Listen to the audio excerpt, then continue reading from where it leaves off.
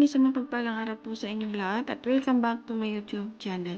So, ayan guys, ito na pala mula nung umalis sila ni Amang Ben at Ate Maylene doon sa diet. Sa dati nilang talagang and dito na pala sila naninirahan at tahimik na silang namumuhay at naghahanap buhay. So, ito ay maganda at tahimik na sila sa kanilang tinitirahan kasama ang kanilang mga anak at sa magiging bagong anghel sa kanilang buhay.